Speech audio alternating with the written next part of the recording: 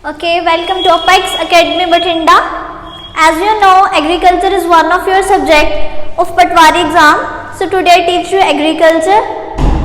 You know guys, Apex Academy जो result है पिछले टाइम पटवारी एग्जाम 70% जो है सिलेक्शंस Apex Academy तो हुई सी. सो अज आप जड़ा है एग्रीकल्चर करांगे बहुत ही डिटेल वाइज हर जड़ा है टॉपिक टू किया जाएगा एंड जो टॉपिक्स होंगे प्रॉपरली एग्जाम ओरिएंटेड होंगे. ठीक है, एग्जाम के सारे टॉपिक्स आप बहुत अच्छी तरीके ना डिटेल वाइज डिस्कस करांगे. Okay, let's move to the topic. So firstly today first session as you know what is agriculture. तुहानू ये चीज़ पता होना चाहिए. इंट्रोडक्शन देनी है एग्रीकल्चर दी. अपना फर्स्ट लेक्चर च वही होएगा. So what is agriculture? As you know, it is comprises of two words, two Latin words. Agriculture is a Latin word. Okay, it is comprises of two words. First one is agri and other one is culture. Agri is soil and culture is cultivation. If I join both words, then what is cultivation of soil is known as agriculture. ठीक है, cultivation of soil is known as agriculture. जमीन को किस तरीके नाल वाना है, ठीक है, कितना डूंगा वाया जाए और किस तरीके नाल किहड़े-किहड़े इंप्लीमेंट्स नाल किहड़े-किहड़े ट्रैक्टर्स है उहदे पिछे किहड़े-किहड़े मोल्ड बोर्ड फ्लो लाना है, हैरो लाना है, किहड़े-किहड़े इंप्लीमेंट्स यूज़ करने हैं, इस तरीके नाल वाया जाए जमीन नूं ताकि जमीन दे विच इदां दी फिजिकल कंडीशनस ਜਿਹੜੀਆਂ क्रिएट हो जान. जड़ा है अपने बी लावांगे उहदे लई सूटेबल होण, उस तो अच्छी तरीके नाल बी दी जर्मीनेशन हो जाए, जिहड़ा बी आ पुंगर जाए. ठीक है, उस तो बाद अपना अच्छा क्रॉप स्टैंड होवे, क्रॉप स्टैंड होने तो बाद अपना अच्छा जड़ा है झाड़ निकले. तो इस तरीके नाल जड़ा जमीन नूं वाहण दा तरीका जड़ा हैगा that is cultivation of soil is known as agriculture. Clear guys? Okay, so agriculture जो है कल्टिवेशन ऑफ सॉइल है. नैक्सट अगर आप गल करिए, अगर प्रॉपर गल करिए कि डेफिनेशन, ठीक है, डेफिनेशन ऑफ एग्रीकल्चर. तो agriculture is an art. Art है, ठीक है, कला एक तरह की कि किस तरीके नाल जमीन नूं वाहना है, बी किन्ना लाना है, किन्ना डूंगा लाना है बी, और जड़ा है बी अपना कदों जर्मीनेट करूगा, जर्मीनेशन होने तो बाद कदों कदों नूं पानी देना है, पूरे अपनी लाइफ साइकिल दे विच उहदी क्रॉप ग्रोथ बी लाण तो ਉਹਦੇ ਜਿਹੜਾ ਹੈ ਝਾੜ ਤੱਕ ਉਹਦੇ ਵੱਢਣ ਤੱਕ जो भी कल्टिवेशन है, जो भी कला है की जाती कि कितना पानी लाना है, कदों ने नदीन पट्टने हैं, कदों की हारवेस्टिंग करनी है, जमीन को किस तरीके नाल वाना है, सारी जड़ा आर्ट है. ठीक है, एक कला है. So who is the artist? Yes, farmer. Farmer is the artist of agriculture. But हूँ आर्ट की है, एग्रीकल्चर जड़ा है आर्ट है, एक कला है, एक जमीन वाहन का तरीका, क्रॉप्स को प्रोड्यूस करने का तरीका जो आप डेली जड़ा है खा रहे हैं दैट इज़ आर्ट. ठीक है, आल्सो जड़ा है agriculture science. Agriculture is also science भी है. आप आर्ट की गल की, आर्ट है दैन साइंस है. ठीक है, आर्ट क्लीयर है. हम साइंस किदा है, also as you know agriculture is a science. ठीक है, बहुत सारे एक्सपैरीमेंट्स होंगे हैं हर चीज़ के उपर, इदा दी नवी नवी वराइटीज़ ब्रीड्स बनाई जाती कि जोड़े एक्सपैरीमेंट्स किए जाते हैं ताकि अपना झाड़ वध निकल जाए. वो करके बहुत सारी वराइटीज़ बनाई जाती एंड आल्सो बनाया जाता लाइक कि अपना अच्छा क्वालिटी ऑफ प्रोडक्ट वास्ते भी तैयार किया जाता. ठीक है, तो एग्रीकल्चर इज़ आल्सो जोड़ा है साइंस है. बहुत सारी जी एक्सपैरीमेंट्स होंगे हैं एग्रीकल्चर दे विच. नैक्सट जो है business.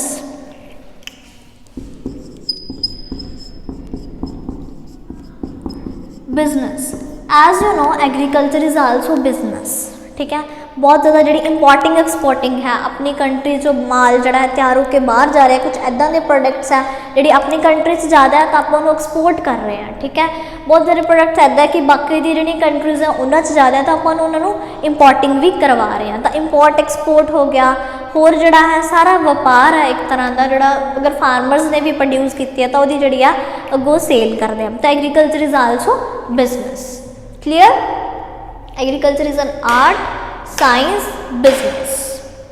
Okay, of producing crops. Agriculture जो है आर्ट है, साइंस है, बिजनेस है कादा ऑफ प्रोड्यूसिंग क्रॉप्स को प्रोड्यूस करना एंड लाइफ स्टॉक भी आ जाता है. What is life stock?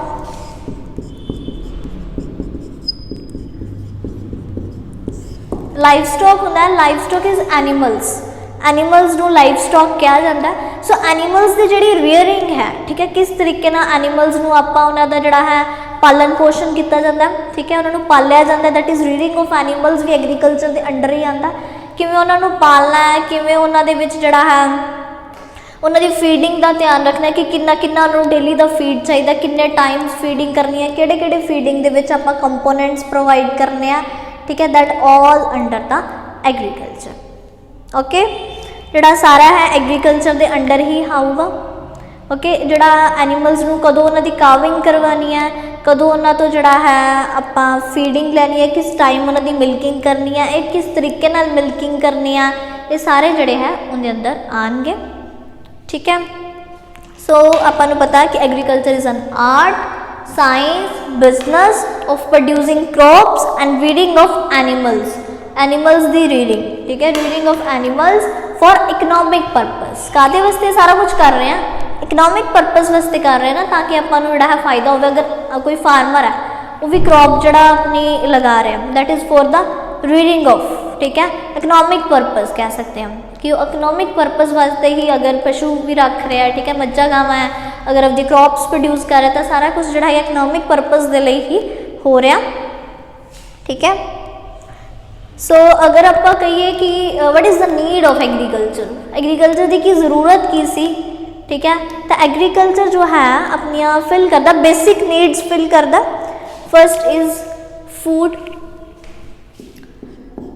Food की जिहड़ी अपनी बेसिक नीड है वो एग्रीकल्चर कंप्लीट करता है। सो फूड की किवें करता कंप्लीट, फूड मीन टू से एज ऑल यू नो सारिया जिहड़ियां क्रॉप्स है वो एग्रीकल्चर के अंडर ही आती हैं, फूड ही आऊगा, चाहे वो राइस है, चाहे वो वीट है, चाहे जड़े अपने फ्रूट्स है, चाहे वेजिटेबल्स है, ठीक है, सब कुछ क्या आऊगा फूड के अंडर आऊगा। एंड फूड कितों मिलता, एग्रीकल्चर तो मिलता, रा प्रोडक्ट जिहड़ा है वो तो एग्रीकल्चर तो ही मिलूगा ना, रा प्रोडक्ट एग्रीकल्चर तो ही मिलूगा। Like I can give you example, that is sugar cane, ठीक है, शुगर केन की है गन्ना है, जो गन्ना है वो तो अपना फील्ड च प्रोड्यूस होगा ना, उन्होंने तो फार्मर ही प्रोड्यूस करूगा गन्ने नूं। अगर वो तो जो प्रोडक्ट तैयार होगा दैट इज़ लाइक वो तो आप कुछ भी प्रोडक्ट तैयार कर लिए, ठीक है, वो तो आप शुगर तैयार कर ली या फिर कोई भी गुड़ तैयार कर लिया या शक्कर तैयार कर ली, तो दैट आप अगे जिहड़े प्रोसैसड प्रोडक्ट्स बना लिए इंडस्ट्रीयल परपज़ दे विच, ठीक है, तो इंडस्ट्री वर्कआउट होया। बट जो अपना मेन रा प्रोडक्ट है दैट इज़ शुगर केन, ठीक है, शुगर केन है गन्ना है वो तो अपना रा प्रोडक्ट तो आटा फील्ड तो ही मिलेगा, वो जो फूड के अंडर आ गया सारा, जो अपना रा प्रोडक्ट है दैट इज़ फूड, फूड दिंदा, होर की दिंदा क्लोथिंग, क्लोथिंग दिंदा, ठीक है, क्लोथिंग किद्दां देगा, देखो clothing as you know cotton, ठीक है, कॉटन, कॉटन जिहड़ा है फार्म दे विच प्रोड्यूस होई, प्रोड्यूस होने तो बाद कॉटन उदों बाद ही आपां कहने आ कि लाइक कॉटन प्रोड्यूस होया एंड दैन आफ्टर उहदा जिहड़ा कपड़ा बनया, ठीक है, उहदी इंडस्ट्रीयल प्रिपरेशन होया एंड उहदे तो जिहड़ा अपना कपड़ा तैयार हो गया। बट जिहड़ा अपना रा प्रोडक्ट है दैट इज़ कॉटन, ठीक है, वो तो फील्ड च प्रोड्यूस होगा ना, तो फिर दैन जिहड़ा अपनी क्लोथिंग है वो भी काहदे ते डिपेंड है, एग्रीकल्चर तो ही मिलती है, क्लोथिंग भी सारी जिहड़ा अपना नीड अपन एग्रीकल्चर दी ही है, क्योंकि अपन कपड़ा लेना है तो वो पहला कॉटन प्रोड्यूस करनी पऊगी, that is under the agriculture. So medicine, next is medicine, medicine की है, मेडिसिन देखो आप गल करते हैं कि बहुत सारे इदां दे मेडिसिनल प्लांट्स होंदे हैं, ठीक है, मेडिसिनल प्लांट्स होंदे हैं बहुत सारे, that is under the medicines. Medicinal plants किद्दां होंदे हैं, लाइक अश्वगंधा, सरफगंधा, सफ़ेद मुसली, ये जिहड़े सारे हैं मेडिसिनल प्लांट्स हैं। बहुत सारे आयुर्वैदिक मेडिसिन्स हैं, ठीक है, वो कित्थों प्रिपेयर होंदी है, कुछ मेडिसिनल प्लांट्स तो ही प्रिपेयर होंदी है ना, जड़ी बूटियां वगैरह जड़ियां हैगियां, तो आलसो जिहड़े है मेडिसिनल प्लांट्स भी कित्थों आएंगे, एग्रीकल्चर तो ही आएंगे, ठीक है, उन्होंने फील्ड दे विच ही प्रोड्यूस करना पऊगा, दैन आफ्टर ही आपां नूं उन्हां दे जिहड़े प्रोसैसड प्रोडक्ट्स है या मेडिसिन्स वगैरह है वो प्रिपेयर होणगियां। क्लीयर, अश्वगंधा, सरफगंधा, सफ़ेद मुसली, ये जिहड़े सारे हैं मेडिसिनल क्रॉप्स है। Okay, next is feed. Feed के अंडर की आएगा, फीड के अंडर आ जाऊगा देखो लाइक अपनी क्रॉप्स की फीड, फॉडर, ठीक है, चारा, जोड़ा चारे वाली क्रॉप्स है सारिया के अंदर आ जाएंगे। जोड़े आप एनीमल्स है, ठीक है, एनीमल्स नूं आपां देने आ, ठीक है, चारा देना है, दैट इज़ आलसो जोड़ा है फीड के अंडर आ गया, ठीक है। सो जोड़ा फीड है लाइक बहुत सारिया इदां दी क्रॉप्स प्रोड्यूस कीतियां जांदियां जड़ियाँ फीड के अंडर आंदियां, चारे के अंदर आंदियां, ठीक है। आप चाहे उनका किस फॉर्म की मर्जी आप उन्होंने हरा चारा पा दिए, ठीक है। ये सारे जोड़े है एनीमल्स के प्रोडक्ट्स है, एनीमल्स का जोड़ा खाना है that is fodder, fodder is feed, चारा, ठीक है। Next is fuel. Fuel, fuel के अंदर क्या आंदा, देखो एक जट्रोफा बायोफ्यूल प्लांट है, जट्रोफा बायोफ्यूल प्लांट है एक एज अल्टरनेटिव टू मतलब लाइक पेट्रोल एंड डीजल, ठीक है। तो ये जट्रोफा जो बायोफ्यूल प्लांट है वो as a fuel purpose use किया जाता, उन्हें तो ऑयल एक्सट्रैक्ट किया जाता एंड एज वो यूज़ किया जाता व्हीकल्स दे विच, ठीक है, in alternative to petrol and diesel. So जो जट्रोफा बायोफ्यूल प्लांट है is also under the fuel. तो फ्यूल परपज़ दे विच भी जो है अपना एग्रीकल्चर पार्ट है, ठीक है, तो वो भी अपनी हेल्प करता है। सो होर भी जिन्ने भी रा मटीरियल है सारे जड़े हैं हमने एग्रीकल्चर तो मिलेगा, जोड़ा अपना रा मटीरियल है वो तो फील्ड प्रोड्यूस होगा, आफ्टर दैट जो वो प्रोसैस्ड प्रोडक्ट्स बननगे, इंडस्ट्रियल प्रैपरेशन होंदी रहेगी, ठीक है, that is under the agriculture. Okay, so अगर आप ब्रांचेस ऑफ एग्रीकल्चर की गल करिए भी किहड़ियां जिहड़ियां हैं ब्रांचेस आंदियां एग्रीकल्चर के under, that is first branch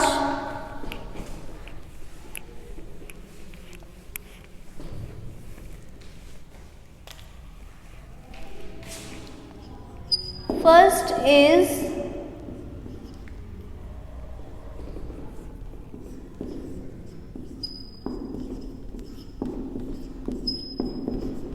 agronomy,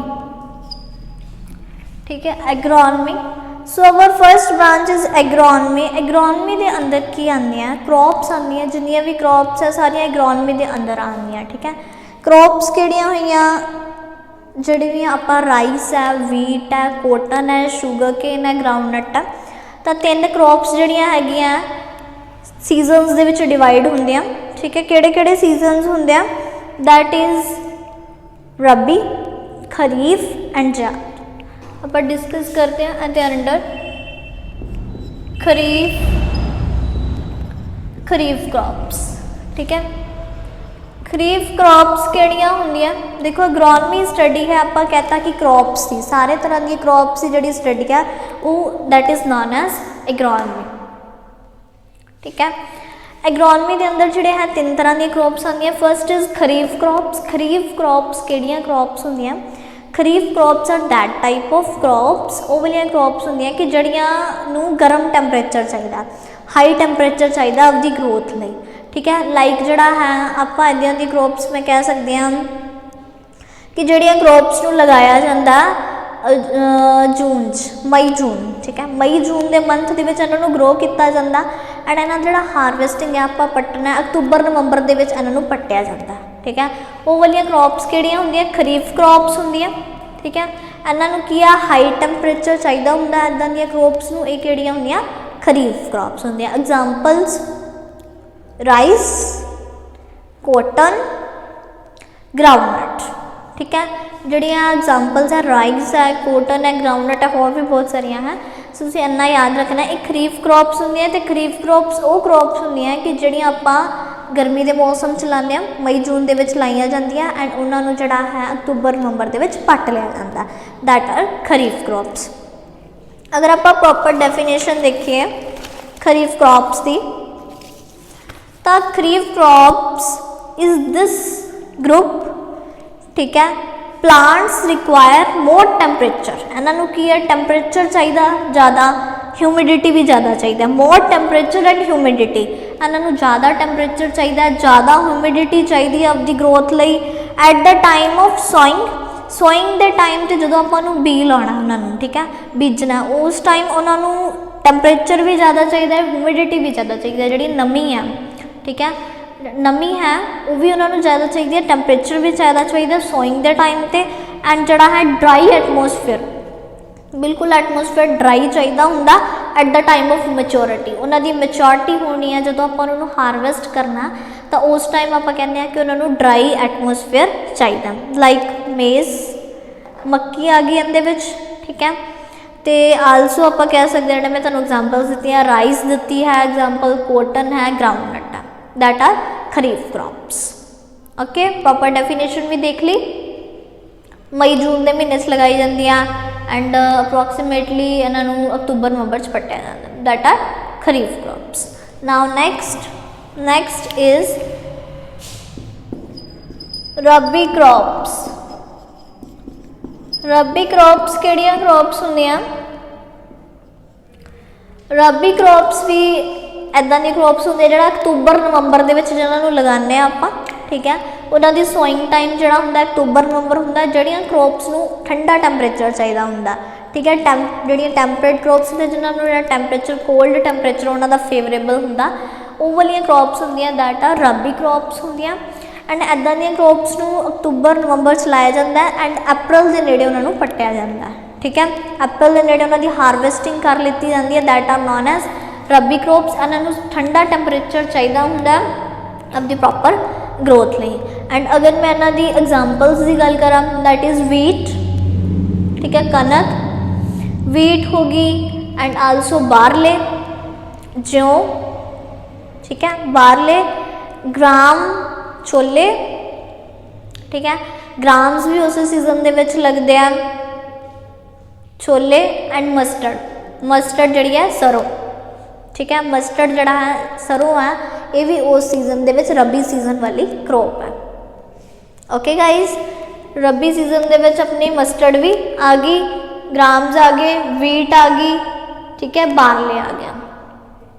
ਅਗਰ ਮੈਂ ਪ੍ਰੋਪਰ ਡੈਫੀਨੇਸ਼ਨ ਦੀ ਗੱਲ ਕਰਾਂ ਤਾਂ ਇਨ ਦਿਸ ਗਰੁੱਪ ਦ ਪਲਾਂਟਸ ਰਿਕੁਆਇਰ ਲੋ ਟੈਂਪਰੇਚਰ।